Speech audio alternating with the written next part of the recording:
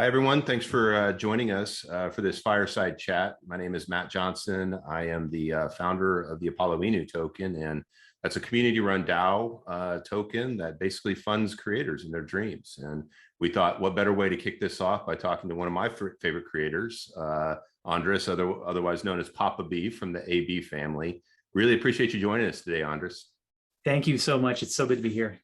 Yeah, great. So I'll just give a little bit of your bio and jump in here if I missed anything. It's quite impressive, so this is going to take me a little bit. But basically, your family kind of, and I hate to say, got put on the map, but you did some very popular Vine videos many years ago now, and you've extended your brand into so many other platforms now. I mean, you're on YouTube, you're on Instagram, TikTok, Facebook. I think it's a total of 30 million followers worldwide plus.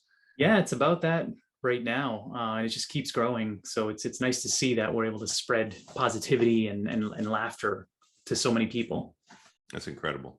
And I know that its success has been recognized by some major brands as well. You've done some partnerships with McDonald's, Samsung, Google.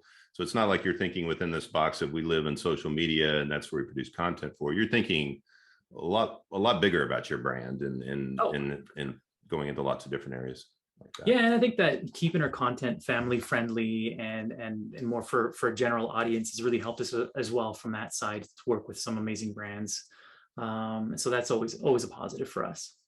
That's awesome. And we'll touch on this a little bit later, but obviously we've worked together now on a project for a couple of years. We'll touch on some of that stuff, but you know, I think it's a nod to you. Don't kind of just rest in your success. You're always looking, what's the next thing around the corner? I think you're I'd call you a technologist by trade. I mean, you're always, you know, feel like you're at the forefront of like what's coming next. So anxious to talk about that.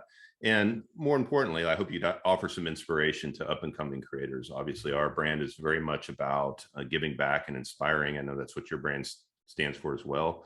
So just any stories that you have to share with us about, you know, how you came up in this space and what it takes to make it, and then lessons learned would be great. So formally welcome you to the chat and appreciate your time. So let's dive right in with that first question. I mean, obviously we talked about these Vine videos. I would love to hear a little bit more about how that came about. But even before that, like what inspired you as a young person to get into making things? Obviously, very few people are kind of driven by the idea of I want to bring great things into the world and create content. What drove you to creating content?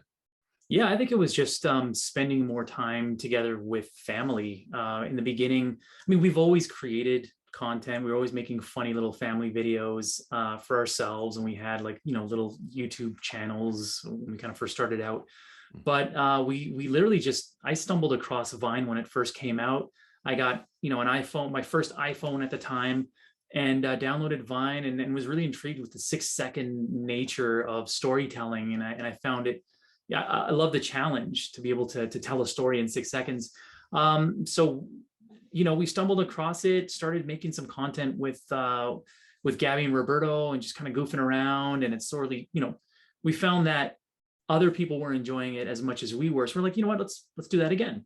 And we incorporated the family, and really it's just, there wasn't really a plan to be successful online, or it was just a matter of just creating content that made us laugh, and it made us feel good knowing that other people were watching and we're feeling good about it as well. So we started creating, you know, relatable content, relatable comedy, things that have happened to us in the past, things that I remember watching as a kid. Like I'm a product of the 80s. So there were so many sitcoms that I grew up watching as a kid, and incorporated a lot of that and what I've learned subliminally also almost when I was creating content. And that's what it was. Like we just started making videos and it just kind of blew up. And from Vine, we sort of spun off into Facebook and YouTube and Instagram. And it's always kind of like the same type of content, that same comedy, that same family friendly feel, but really we would just cater it to the different platforms. So obviously with YouTube, it was longer form content. So we were able to create comedies that were, you know, 1 minute to 3 minutes long, and same on Facebook. So, you know, we just kind of listen to our audience, listen to our community, and at the same time, we're just continue to create content that we enjoyed, you know, doing as a family.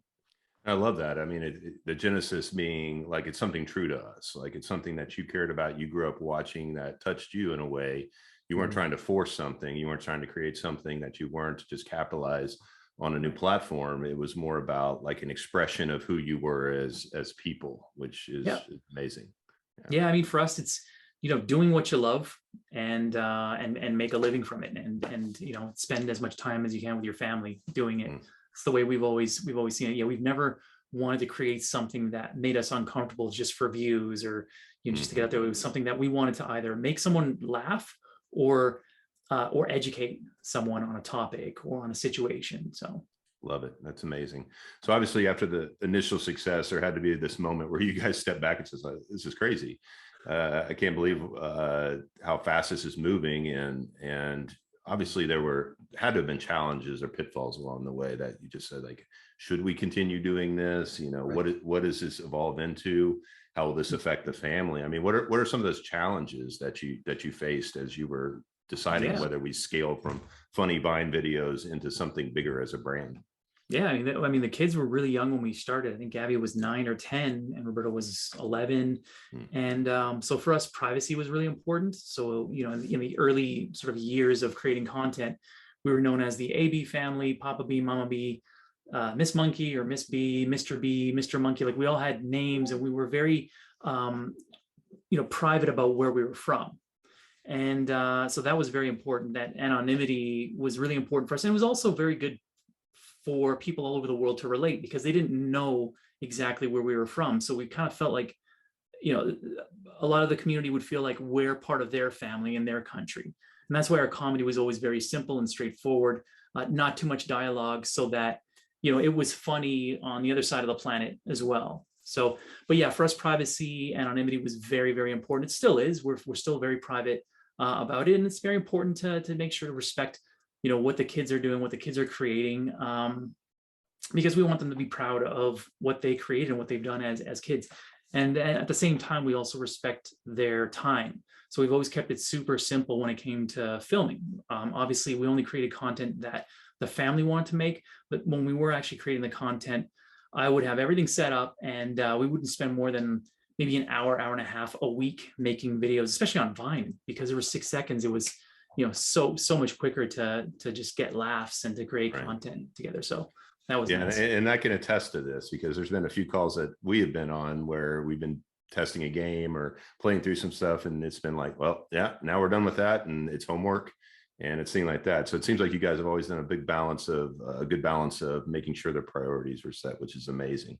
Yeah, So absolutely. what about technically? You talked about your iPhone and Vine and how simple it was. Well, Mhm. obviously, it's grown into something where you're doing lots of different pieces of content across different formats. Has there been like any technical challenges or having to get up to speed on different software? I mean, like, Yeah. what does that growth for you look like?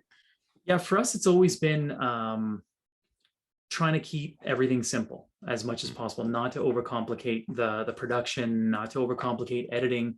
When we first started, I had no idea how to edit videos. I just learned off of YouTube. I would just Google, different concepts and ideas on how to edit in Final Cut, what cameras to use. I mean, we literally just started with our phone, and then we sort of moved up into like a Canon digital camera. But those were like, the technical challenges. It was just a matter of just Googling and learning and keeping it simple and mm, not getting too crazy with the technical stuff. Now, because we're working on a number of different projects, we do have, editors that help us with our gaming content. Where now dubbing the majority of our YouTube videos into Spanish. So we've created mm. a B Family in Espanol account. So we've grabbed our top videos, and now we have a company that's dubbing our voices, and that now is, kind of learning on the fly, like syncing the voices back in, re-adding the music, rejigging the thumbnails, learning a little bit more about Photoshop and what you need to do there, and just streamlining like the different content that we put out.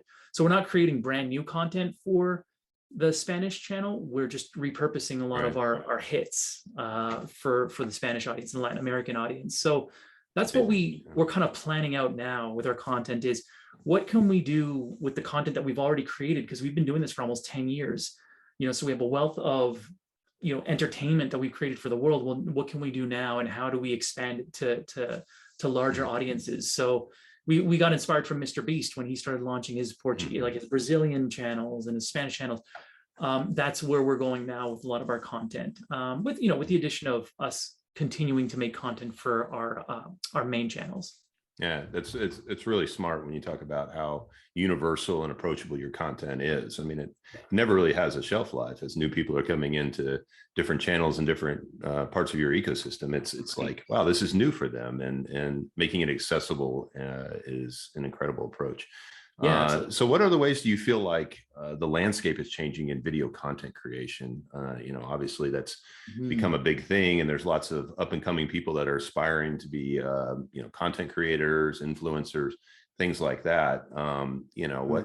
At what level do you kind of look at that and say, yeah, that's somewhere we can continue to evolve? Or have you branched into other areas as well to kind of extend your brand into new types of engagements? Right.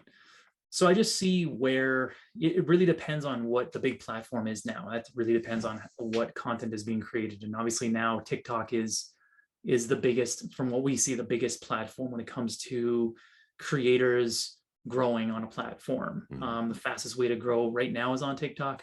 So you see that's why YouTube has created shorts, and they're competing with TikTok. Same with Reels on Facebook and Instagram. So everyone's sort of moving towards that short form content again, which is funny because TikTok is now launching their longer form content, their 5-minute videos or 10-minute videos. And so it's really interesting to see where everyone's going with this. Right. But the content is generally the same as it always has been, whatever, when it comes to comedy, whatever's relatable to your family or to teens or to, to couples in general, have always kind of had the same type of relatability, whether it was in the 80s or in 2022. It's the same type of content. So it's interesting to see what type of technology they use to deliver that content. Are they using new filters? Is it new types of music that they're using? For us, for example, like we just posted a TikTok that uses a very popular trendy song that people are using now, which is great. But that same idea of dad being a goof and the family being embarrassed to see like what dad is doing has always been kind of a thing, right? So it's sometimes just the music and the camera quality changes, but the delivery of the comedy is usually the same. So that's interesting to see. Also, it is obviously a very competitive market to become a creator, especially during the pandemic, because everyone was at home, or the majority of the population were at home. So a lot of people were realizing that maybe I can create content, maybe I can go there. So there was an influx of creators on the different platforms. So that became very competitive, but where there's competition, the better quality usually boils up to the top. So you'll see that better quality content is going to start coming out now. Absolutely. So it's interesting. It's always nice to see new families coming up, sharing their experiences and creating content. We've helped families ourselves create content and drive them and really help them in a way by teaching them the things that we've learned throughout the way, so that they don't make those types of mistakes. So it's been great to see. That's amazing.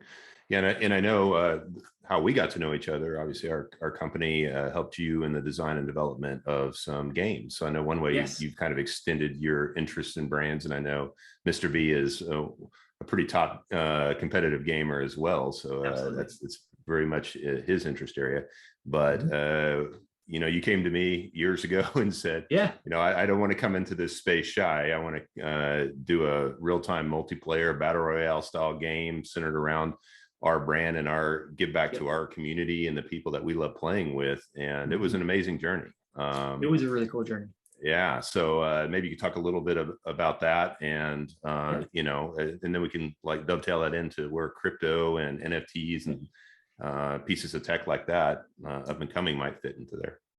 Absolutely. A few years ago, we reached out to your company, and we had an idea to get into the gaming market. And the reason for that was to create a multiplayer game that allows our community to play together with us. So when we would go online, we could run tournaments, and our own, sort of, we call them family members, would come in, and we would all play together in this world called Battle Bees, which were bee-powered blimps. It was like a battle royale, almost like Fortnite, but with blimps powered by bees. And you guys did a great job putting it together for us. I mean, it was awesome, and it's still out there. We're still doing some great things with it. And now we're actually moving into Roblox, one part of the focus now, because there's such a big community there, and we really wanted to get into the the whole metaverse. And what better to try one of the metaverses that have been around for a while, and that's Roblox. So that's where we are now. And we've of course, because Mr. B is such an avid gamer and a pro gamer, he's really helped us in the development of these games. And that is one big focus for us, is to go into the gaming market, because playing video games is fun, and as a family we can also entertain at the same time. So that's where we are now. We're focused on moving BattleBees over into Roblox as well. So it's going to be a fun, exciting journey as well. And I know you and I have had lots of discussions too, because we still have a browser-based version of the game. We have the iOS and Android versions of the game, and kind of with this trend that's emerging, they call play to earn, or this idea of even using NFTs to represent the blimps that can be traded and upgraded and do some amazing things by living on the blockchain. It's pretty cool, because I feel like you have this kind of new opportunity to give back for the first time for the players' engagement, and something that could be considered a real world currency to a degree, and play to earn. What are your thoughts on that? Do you think that's going to continue to evolve? Yeah, I think I'm really excited about particularly BattleBees on the browser to be integrated with crypto for rewards. And that's something that I would love to see done, especially working with your company to implement that, because for us specifically, our blimps are so unique and so well designed, and it is a great test to see how that works to incorporate crypto as a reward for people who win, or if they can even design their own blimps and have them in the game, right, and have them as NFTs. I mean, this is all so new and exciting to see where can that go. How do you incorporate something like that? But there's a good way to do that, and I think that you guys are in the beginning stages of putting that together. Yeah, absolutely. Really exciting as creator tools that you can create with so many variations of the blimps, to be able to build them, customize them, share them. It gets us really excited over here as well. Yeah. All right, so let's take a little bit of shift, talking about the future in gaming, all very exciting. Obviously, you've read up a little bit on, and we've talked several times about what Apollo Inu itself stands for as a creator community, a DAO, basically, that every week will fund a project that the community votes on. We've collected millions of dollars in this DAO. I'm really excited to start really giving, we talk about not only the monetary support each week for whoever the community selects, but also kind of this community building within our Telegram and within our Discord, really getting people engaged to get that feedback about their projects, practice their pitching on things, these soft skills that are really important, for their growth as well. But, what do you think about a platform like Apollo Inu and its voting system and DAO? I mean, do you think this is something that could really disrupt current ways that funds are given out? Do you think this is a need in the space for creators? I mean, did you struggle coming up in terms of finding, support and funding through some of the early projects that you had? Yeah, I think in the beginning, I wish we would have had, a community that we can go to that can help support us while we were, building out our company. Is, you always need editing, or you need certain production for certain types of projects. And I think that this type of community is amazing because it's supported by the community. So for creators to have that ability to earn the support by winning contests, it will be like a weekly contest. So imagine being a musician who just needs a certain amount of money for production time, to leverage the community for that. I mean, that's something exciting. It's something that I've never really seen before. I've seen it with products, but I've never really seen it with creators and entertainers. So it's something that's super exciting, and definitely, something that I would love to see happen and love to be a part of, because it's something exciting. And there's so many creators coming up that need that support and need that help. Mm-hmm. Yeah, it's definitely how we felt. And, it's great, because I think a large part of the success here is just the idea of we're all supporting the growth. And I love what you mentioned earlier in terms of, while it might look competitive on the surface when COVID ran around and drove up the competition, it also raised the quality. And I think those who are really looking to make an impact in the space or care about improving quality, and they welcome competition in that space. And, you know, to gamify the idea of, you know, giving and contests and things like that, while community building at the same time. We've always said, like, well, everybody can win in this, whether you're a stakeholder that wants to vote, invest, Right. or participate in contests. I think there's a way for everyone to win, and we just love that Yeah. mentality around our platform. So And I like yeah, the oh, sorry, go ahead. no, go I ahead. just like the I like the instant feedback aspect of, you know, creating, because you know, there's a lot of people who have ideas in certain things. So when they go and put out their content to a community to sort of vet it a little bit further, it helps you sort of, it sort of brings a little bit more perspective into like what you want to actually build. So if you know, if you don't win the contest that week, you can sort of get that feedback and figure out, well, are there certain things that I need to tweak with my content that I'm actually creating?